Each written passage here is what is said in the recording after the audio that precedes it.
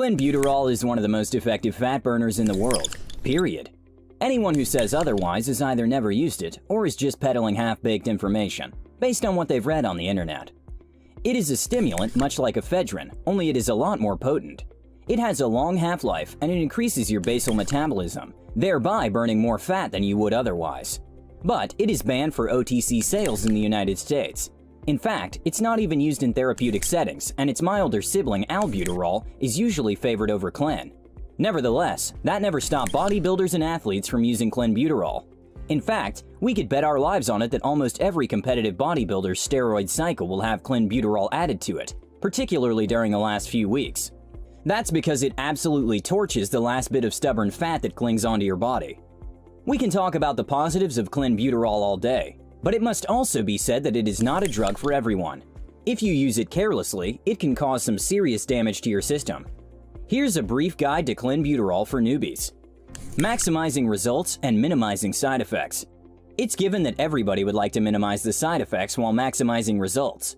Unfortunately, there's no one-size-fits-all. People react differently to drugs, and Clen is no different. There are some methods that you can employ, but it will take some trial and error to narrow down on the exact one that may work for you. Number 1. The 2 weeks protocol. One of the protocols used by bodybuilders is to use Clenbuterol for 2 weeks, followed by 2 weeks off. This prevents tolerance from building up and is also known to be effective in preventing side effects. Some users report that they feel lethargic during the off period, which makes it very difficult to adjust to the effects. Number 2. Titrating the dose. More commonly, bodybuilders start with a low dose and then continue using Clenbuterol at that dose for 2 to 3 weeks, after which they increase the dose by 20 micrograms and then continue for another 2 to 3 weeks. This keeps the level of the drug constant in the system and the metabolism is revved up continually. The only possible downside is that by the time you reach the maximum dose, you'd have used Clen for 15 to 18 weeks, which is way more than what's recommended. Number 3. For contest prep. Last but not least, use Clenbuterol as a pre-contest prep drug.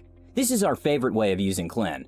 Nor does the dosage exceed 80 micrograms ever. We also use the drug for short durations only.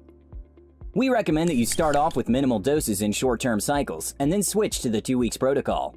Once you've used the drug a few times, you can try titrating the dose and find the maximum tolerable dose for your body.